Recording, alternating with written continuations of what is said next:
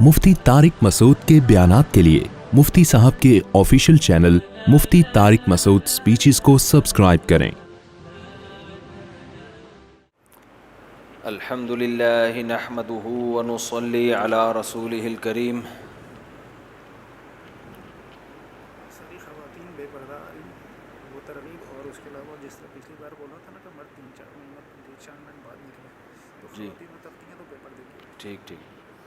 جو خواتین تراویح کے لیے آ رہی ہیں پردے کا مکمل خیال کریں، ورنہ ثواب کے بجائے الٹا گناہ ہوگا۔ اور جب تراویح ختم ہوتی ہے باہر جانے لگتے ہیں تو پہلے تھوڑا سا ٹھہر جائیں، مردوں کو نکلنے دیں، اس کے بعد جائیں۔ چلو بھائی،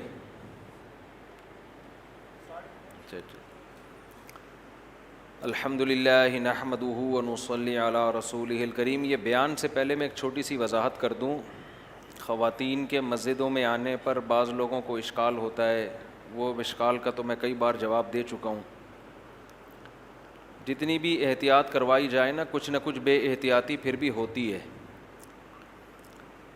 اس بارے میں ایک اصول ہمیشہ یاد رکھیں، یہ جو دور ہے نا، یہ خلفائے راشدین کا دور نہیں ہے۔ اس کی ماہر علماء ایک مثال دیتے ہیں کہ ایک پیشنٹ جب بیمار ہوتا ہے، ہارٹ پیشنٹ ہے مثال کے طور پر، ڈاکٹروں نے اس کا آپریشن کرنا ہے، لیکن ایک طرف اس کو شوگر بھی ہے، بلڈ پریشر بھی اس کا ہائی رہتا ہے، تو ڈاکٹر پھر یہ تجزیہ کرتے ہیں کہ کون سی بیماری اس وقت زیادہ امپورٹنٹ ہے اس کا علاج کرنا۔ اب اس کی کسی بھی بیماری کا علاج کیا جائے گا، سائیڈ ایفیکٹ اس کے ہوں گے، دوسری چیزوں کو نقصان ہوگا۔ تو امت اس وقت اتنی بیمار ہے من حیث الامہ کہ آپ ایک مسئلہ ٹھیک کرنے جائیں گے تو اس کے سائیڈ ایفیکٹ ہوں گے، لیکن اگر آپ نے ان سائیڈ ایفیکٹ کا خیال کرتے ہوئے اس مسئلے کو ٹھیک کرنے کی کوشش نہیں کی تو اس سے بڑا بگاڑ پیدا ہو جائے گا معاشرے میں۔ اس لیے اس زمانے میں اگر آپ نے خواتین کو مسجدوں میں آنے سے روکا کہ بے پردگی کا خطرہ ہے، تو آنے سے بے پردگی کا ایک سائیڈ ایفیکٹ تو ہوگا، لیکن نہ آنے سے جو ہارٹ اٹیک ہوگا نا، وہ بہت ہی خطرناک ہے۔ وہ ایتھیس بن جائیں گی، بالکل ہی مذہب سے بغاوت ہو جائے گی۔ تو کسی بھی چیز کو ٹھیک کریں گے تو کچھ سائیڈ ایفیکٹ ہوں گے۔ ایک اور مثال دے کے بس ہم پھر تفسیر کی طرف آتے ہیں۔ ہمارے یہاں جامعۃ الرشید میں جب کلیۃ الشریعہ کا ادارہ کھولا گیا تو یونیورسٹیوں کے طلباء کو ہم نے ایڈمیشن دیا۔ اب یونیورسٹیوں کے ماحول میں اور مدرسوں کے ماحول میں فرق ہے۔ یونیورسٹیوں میں ٹیچروں کا، استاذوں کے احترام کا اس طرح تصور نہیں ہے جیسا ہمارے مدرسوں میں۔ اب گڑبڑ یہ ہونے لگی کہ بجائے اس کے کہ یونیورسٹی کے طلباء صحیح ہوتے، ہمیں یہ ڈر ہوا کہ ہمارے بھی خراب نہ ہو جائیں۔ سمجھ رہے ہیں؟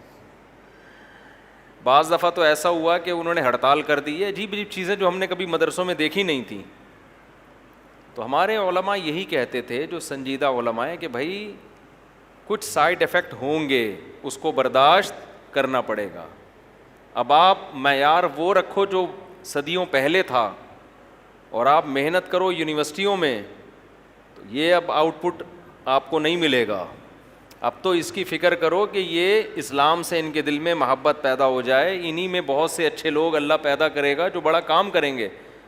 اور واقعی ایسا ہوا، جب کلیۃ الشریعہ کا ادارہ جب وہ کھولا گیا نا، تو ہمیں یاد ہے 3-4 سال ہم نے جن طلباء کو پڑھایا وہ عجیب ہی وکھری قسم کے تھے۔ سارے نہیں، بہت سے اچھے بھی تھے، بعض ایسے تھے کہ کھوپڑی ہماری قبول ہی نہیں کرتی تھی ان کو۔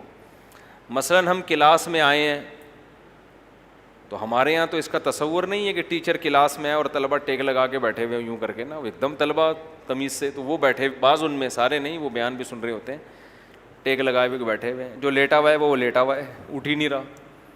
ارے بھائی تو اٹھ جا یار، کیا کر رہا ہے؟ تو ہمارے استاذ کہتے تھے انہی میں اللہ ایسے لوگ پیدا کرے گا جو ایسا کام کر کے دکھائیں گے کہ ہٹو بچو ہو جائے گا، تو برداشت کر لو ان کو جیسے تیسے ہیں۔ تو واقعی ایسا ہی ہوا، ان کلیۃ الشریعہ میں ایسے ایسے ہیرے پیدا ہوئے ہیں کہ ایسا کام کر رہے ہیں کہ ہماری عقل حیران ہوتی ہے. میرے شاگردوں میں ڈاکٹر ہیں, انجینئرز ہیں, پی ایچ ڈی ڈاکٹر بھی ہیں, میڈیکل سائنس کے ڈاکٹر بھی ہیں, جن کو جو عالم بنے ہیں اور بڑا کام کر رہے ہیں مختلف اداروں میں جا کے. کتنے میرے شاگرد ہیں جو نیوی میں کمیشن آفیسر گئے ہیں. تو اگر آپ نے اس زمانے میں سائیڈ افیکٹ دیکھنا شروع کر دیے نا تو کسی کام کے نہیں رہو گے. 4 آدمیوں کو لے کے بیٹھ کے بس ان پہ پوری محنت کر کے ان کو آپ ولی اللہ بنا دو گے. جب آپ کام کوانٹٹی کے لحاظ سے بڑھانا چاہتے ہو تو کوالٹی پہ تھوڑا سا کمپرومائز کرنا پڑتا ہے. اب ہم تفسیر کی طرف آتے ہیں, ورنہ سارا بیان انہی چیزوں میں لگ جاتا ہے.